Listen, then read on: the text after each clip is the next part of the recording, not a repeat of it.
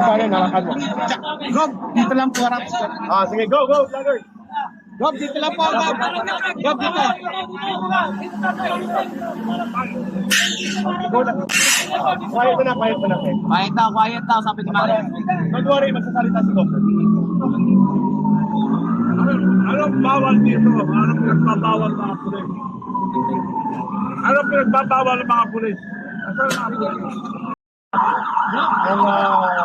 Ang Pare, pas na konti. ang venue na to ay walang authorization sa Congress.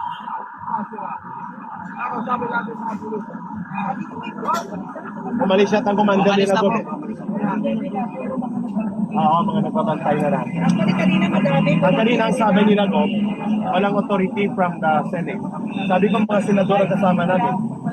Senate Doripo nito ng Senate of the Yung mga Philippines. nagsasabi doon, mga nagpapupik sa mga nagdangakaw sa mga bansa. Tama. Mga pulis. Pero wala yung makikita. Ano na po makikita natin dito? Wala, Pare, LCD mo. bawal. Yung mga nagbabawal, kasama sa magnanakaw, pagtatapos nila magnanakaw. Ayaw nila malaman kung sinong mastermind ang magnanakaw ng katanang bayan. Sasabihin ko lahat ngayon. You will testify. Ah.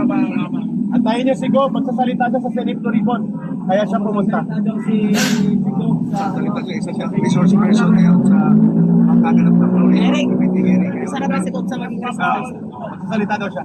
Kaya nasa mga pulis na nagbabawal. Pare, wala ba reporter?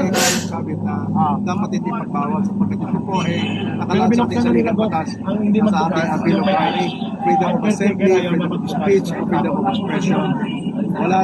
Walang dapat pigil police, sa umalis na bayan kanina, sa kanina Pilipinas. nakaharap. Kung gusto nila Pero ngayon ang caretaker magkaroon ng ayaw magbukas. magkakaisa, magkaroon ng assembly sa isang lugar. As long as it is peaceful Thank you, and ate, within ha. the bounds of rule of law. Ayan, si Gob, Gob. Wala, tao. Mike, Mike Defensor. Mga kaibigan, mga kabista dyan, mga may iso, pwede paki-share naman.